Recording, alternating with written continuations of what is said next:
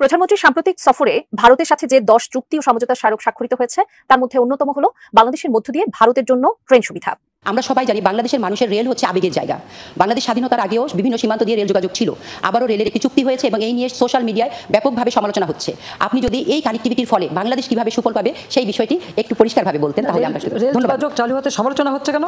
लेकिन अगर एक वाक्य में मुझे कहना है तो मैं कहूंगा कि लोग सोचते थे कि हम पास पास है, लेकिन अब दुनिया को स्वीकार करना पड़ेगा हम पास पास भी हैं, साथ साथ भी है। আমরা যেই সুযোগে রাসেল ভাই পান্না হইচই করতেছি ওই সুযোগে ভারতের দাদা বাবুরা আমাদের এমন সবল মারতেছে পুরো দেশের মধ্যে বিষ ছড়িয়ে পড়তেছে। আমরা শুধু দিয়েই যাচ্ছি, নদী বন্দর দিচ্ছি, রেল দিচ্ছি, বাস ট্রাক যাওয়ার সুযোগ দিচ্ছি, অথচ দুঃখজনক হলেও সত্য নেপাল যাইতে ভুটান যাইতে 20 কিলো রাস্তার দরকার, ওই রাস্তা আমাদের তথাকথিত বন্ধুরা দেয় না। এই রাসেল ভাইপার সাপ কি বাংলাদেশে নতুন এসেছে নাকি আগে থেকে ছিল? যদি আগে থেকে থাকে তাহলে হঠাৎ কেন এই রাসেল ভাইপার সাপ নিয়ে এত আলোচনা, এত সমালোচনা? প্রিয় দর্শক, এই ভিডিওতে আপনাদেরকে সেই রাসেল ভাইপার সাপের নামে ভয়ঙ্কর কিছু ষড়যন্ত্র তুলে ধরব, যে এই সাপ দেখিয়ে আজ বিতর্কতভাবে চলছে ভয়ঙ্কর এক ষড়যন্ত্র। সেটি হলো আমাদের বাংলাদেশ দিয়ে চলবে ভারতের ট্রেন, এমনকি আরও কিছু গোপন বিষয় আপনাদেরকে দেখাবো ভিডিওতে। আর যে বিষয়গুলো ঢাকার জন্যই চলছে বড় ধরনের একটি ষড়যন্ত্র, সেটি হলো রাসেল ভাইপার সাপের নামে ধামাত চাপা দিচ্ছে অনেক বড় কিছু, এমন কিছু তথ্য দেখাবো আপনাদেরকে প্রিয় দর্শক এই ভিডিওতে। এই জন্য ভিডিওটি খুবই গুরুত্বপূর্ণ, এক সেকেন্ডেও না টেনে ধৈর্য সহকারে শেষ পর্যন্ত দেখবেন। চ্যানেলে নতুন দর্শক হলে অবশ্যই চ্যানেলটিকে সাবস্ক্রাইব করে পাশে থাকা বেল বাটনটি অন করে দিবেন। প্রিয় দর্শক, কথা না বাড়িয়ে ভিডিওতে একটি লাইক দিয়ে দেখতে থাকুন সম্পূর্ণ ভিডিওটি। প্রধানমন্ত্রীর সাম্প্রতিক সফরে ভারতের সাথে যে 10 চুক্তি ও সমঝোতা স্মারক স্বাক্ষরিত হয়েছে তার মধ্যে অন্যতম হলো বাংলাদেশের মধ্য দিয়ে ভারতের জন্য ট্রেন সুবিধা।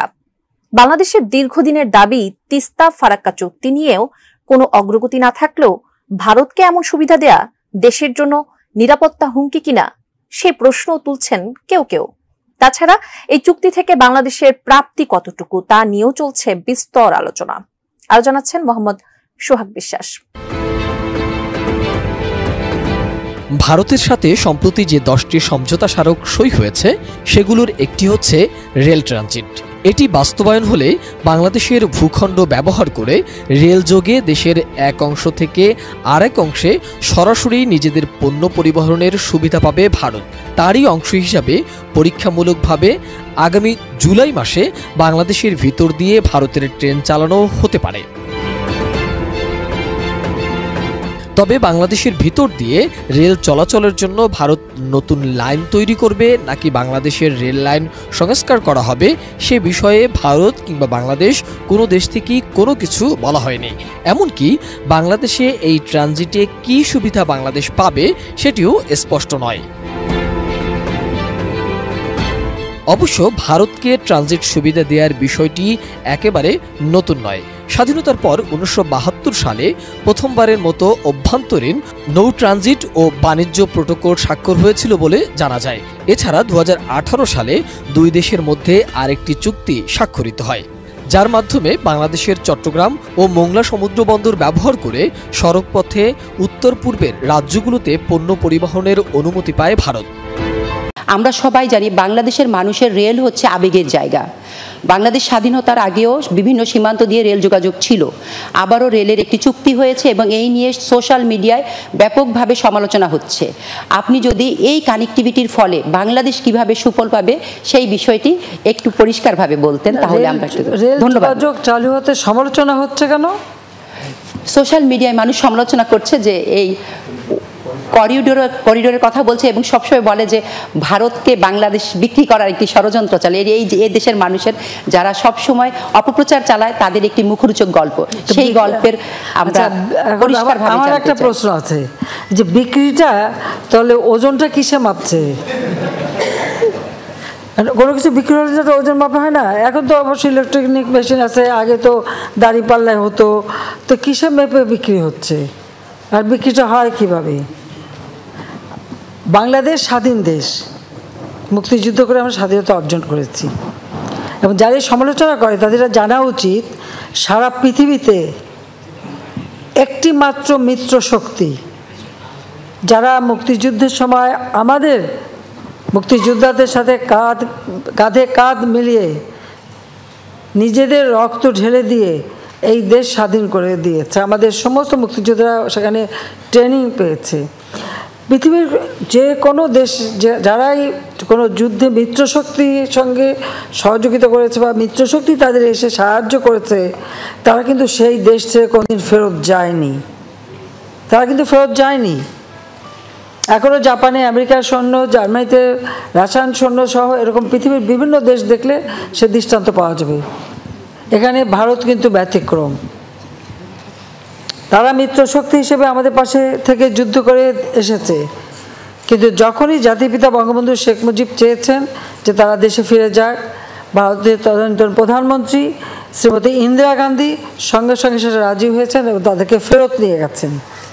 তারা যে যুদ্ধের সরঞ্জামাদি সব কিছু নিয়েই কিন্তু এসেছিল, এখানে যুদ্ধ করেছিল। পাকিস্তানি হানাদার বাহিনী সারেন্ডার করেছিল তাদের কাছে, কিন্তু আমরা কিন্তু স্বাধীন সার্বভৌম রাষ্ট্র পেয়েছি, কারণ তারা কিন্তু ভারতীয় সেনাবাহিনী প্রত্যাহার করে নিয়েছে। এরপরে যারা কথা বলে যে ভারত বিক্রি হয়ে যাবে, এরপরে বিক্রিটা হয় কিভাবে, সেটাই তো আমার প্রশ্ন। আসলে যারা এটা বলে তারা নিজেই ভারতের কাছে বিক্রি করা।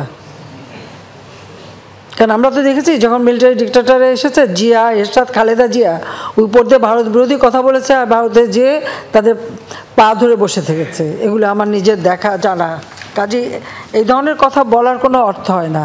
আমাদের স্বাধীন সার্বভৌম দেশ, যত ছোট হোক এটা আমাদের সার্বভৌম দেশ, আর সেই সার্বভৌমত্ব রক্ষা এবং সক্রিয়তা বজায় রেখেই আমরা বন্ধুত্বপূর্ণ সম্পর্ক রেখেই কাজ করছি। আজকে এই যে আমরা সমস্ত যোগাযোগ ব্যবস্থা খুলে দিলাম, তাদের সবথেকে বেশি লাভবান তো আমাদের দেশের মানুষ। তাদের যোগাযোগ করতে হয়, যেতে হয়, চিকিৎসার জন্য যায়, পড়াশোনার জন্য যায়, বা অন্যান্য কাজে যায়, হাটবাজার করতে যায়, আজমির শরীফে যায়, আবার বিভিন্ন জায়গায় যায়। তো আমাদের ব্যবসা বাণিজ্যের ক্ষেত্রটা তো আরও উন্মুক্ত হবে। প্রিয় দর্শক, আশা করি সম্পূর্ণ ভিডিওটি দেখলেন। ভিডিও দেখে অবশ্যই বুঝতে পেরেছেন এই রাসেল ভাইপার সাপ আমাদের বাংলাদেশে নতুন এসেছে, বিষয়টি এমন নয়, আগে থেকে ছিল। তাহলে হঠাৎ কেন এই রাসেল ভাইপার সাপ নিয়ে এত গুজব চলছে? কারণ মিডিয়াতে বর্তমান তাকাইলেই দেখা যায় একমাত্র রাসেল ভাইপার সাপ নিয়ে আলোচনা, বড় বড় মিডিয়া পর্যন্ত শুধু এই রাসেল ভাইপার সাপ নিয়ে আলোচনা। অথচ এই রাসেল ভাইপার সাপ বাংলাদেশে আগে থেকে ছিল, এখন আছে, কিন্তু এই বিষয়টি নিয়ে শুধু অন্য অন্য বড় বিষয় ঢাকার জন্যই বিভিন্নভাবে ষড়যন্ত্র করা হচ্ছে।